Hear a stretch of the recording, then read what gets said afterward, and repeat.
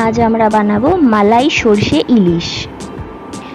মালাই সর্ষে ইলিশ বানানোর জন্য লাগবে ইলিশ মাছ, বড় বড় চাকা সাইজের, হলুদ, লবণ, চিনি, সর্ষে, পোস্ত, টক দই, নারকেল এবং কিছু কাঁচা লঙ্কা, সর্ষের তেল।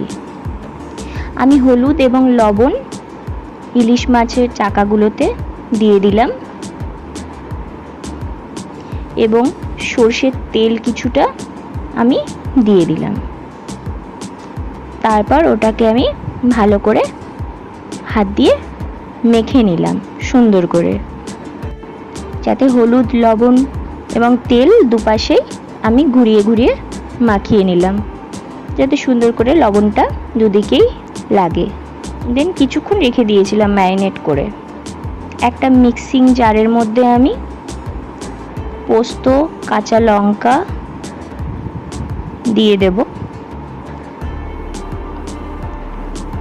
সর্ষে দিয়ে দেব কিছু, কালো সর্ষে, আপনারা সাদা সর্ষেও ব্যবহার করতে পারেন। আর নারকেল কুড়িয়ে রেখেছি, ওখান থেকে হাফ নারকেল আমি এর মধ্যে দিয়ে পেস্ট করে নেব।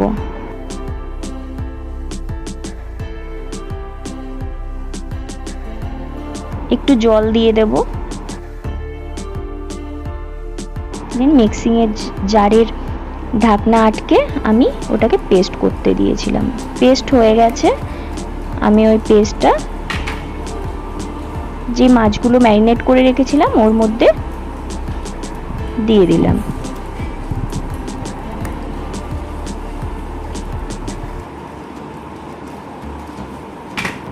এবং যে নারকেলটা রেখেছিলাম সেই নারকেলটা, বাকি যেটা রেখেছিলাম ওটা দিয়ে দিলাম।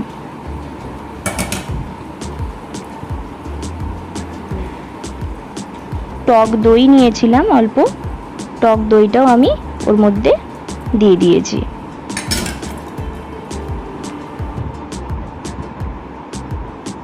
চিনি দিয়েছিলাম 1 চামচের মতো। সবগুলোকে একসাথে আমি মাখিয়ে নিয়েছি। অল্প হলুদ কম মনে হয়েছিল বলে আমি 1 চামচের মতো হলুদ ওখানে অ্যাড করেছিলাম। মাছগুলো আমি উল্টে পাল্টে ভালো করে হাতের সাহায্যে মাখিয়ে নিয়েছি।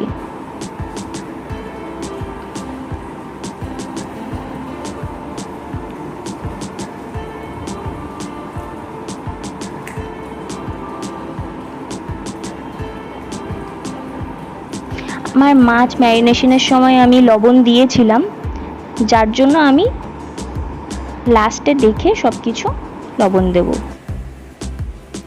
এবং সর্ষের তেল ওর মধ্যে দিয়ে দিয়েছিলাম।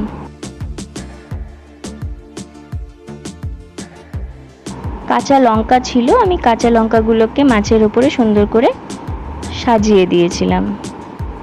যদি কেউ ঝাল পছন্দ করে সে কাঁচা লঙ্কা এক্সট্রা পেয়ে যাবে ওখানেই। এবং সর্ষের তেল আরও একটু দিয়ে দিলাম। একটা কড়াইয়ের মধ্যে জল দিয়ে দিয়েছিলাম এবং জলটা গরম করতে বসিয়ে দিয়েছিলাম। একটা স্ট্যান্ড দিয়েছিলাম ওর মধ্যে, জলটা একটু কম কম লাগছিল।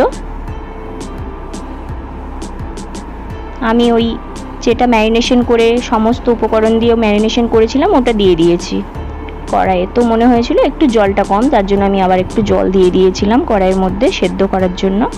ওটাকে একটা প্লেটে সাহায্যে আমি একটু ঢেকে নিয়েছি। রেডি আমাদের ইলিশ মাছের রেসিপি।